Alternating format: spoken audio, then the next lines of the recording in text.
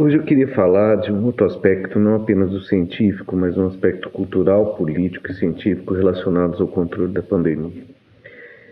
O que inspira essa fala foram duas reportagens que eu vi com líderes de grupo de crise para a pandemia, grupo de cientistas, epidemiologistas ou infectologistas ligados a uma governante.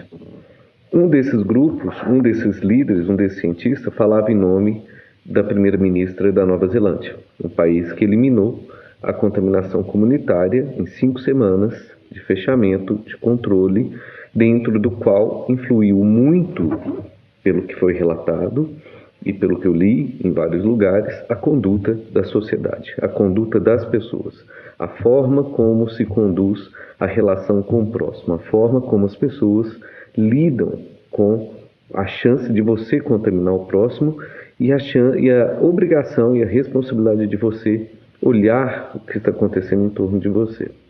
Essa é provavelmente a combinação de coisas que fez funcionar na Nova Zelândia.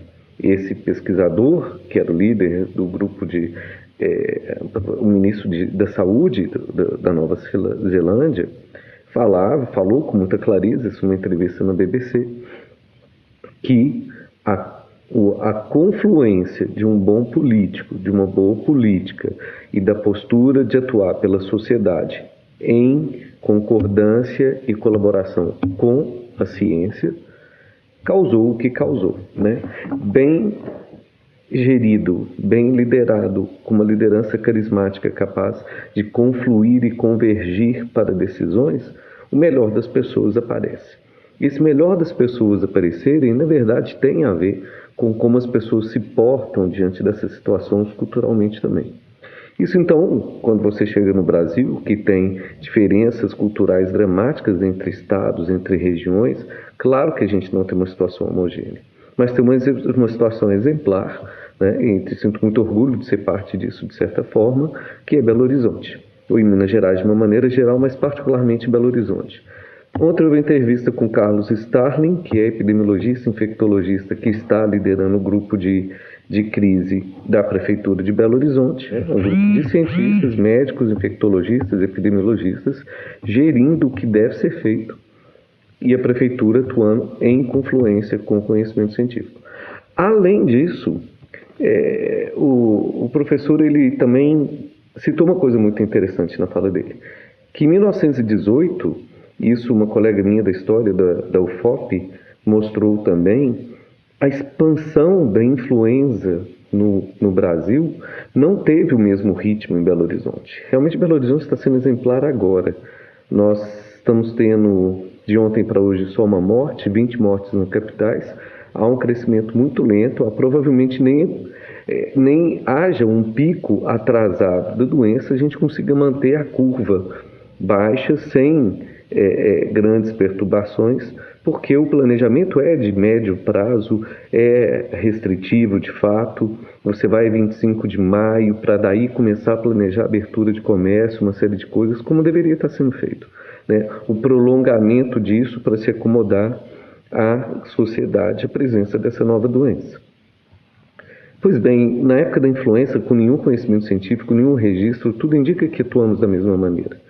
Há, então, um componente cultural muito importante. Há coisas tipicamente relacionadas à nossa sociedade. Algumas um pouco incômodas, por exemplo, o controle social, né? A gente está um pouco mais atento ao que o outro está fazendo nessa hora importante, porque há um entendimento que somos um coletivo, e esse coletivo precisa que as pessoas atuem na mesma direção. Fazemos cara feia para quem está sem máscara na rua, e antes de muitos lugares, inclusive da Europa, aqui já é obrigatório o uso de máscara nas ruas, no transporte público, na rua, mesmo onde você está. Você não entra em nenhum comércio sem máscara. De fato, aonde eu vou, as pessoas não entram sem máscara. Então, o controle social do que o outro faz, o respeito ao próximo, como uma moralidade, um aspecto da cultura e da existência das pessoas, da coexistência na sociedade, é fundamental para que isso, então, funcione dessa maneira. Acho que somos assim, de fato, né? Claro, não somos perfeitos. Claro, não estou sendo tão ufanista, mas é claro que isso é importante. Como o cidadão conduz, como a política dá clareza para o cidadão conduzir, e como a ciência ampara isso tudo e orienta para que lado devemos ir. Essa, para mim, é um pouco falar de alguma coisa que nos dê alguma esperança. É uma chance de mudança, uma chance de... Há exemplos no mundo inteiro, é importante a gente olhar para esses exemplos e se conduzir com a serenidade que precisa ser conduzida uma situação como essa, né? Acho que devemos pensar no consórcio entre a responsabilidade individual, coletiva, política e científica dentro de uma situação dessa, onde cabe tudo, menos agendas dos políticos. Ninguém lembra se alguém é de direita, de esquerda, se Nova Zelândia é capitalista, comunista, isso não interessa. Ninguém lembra quem é o partido que administra Belo Horizonte, isso não vem ao caso. Vem ao caso a pessoa que se posiciona e que atua para o bem comum de toda a sociedade. Esse é o recado, obrigado, bom dia para vocês.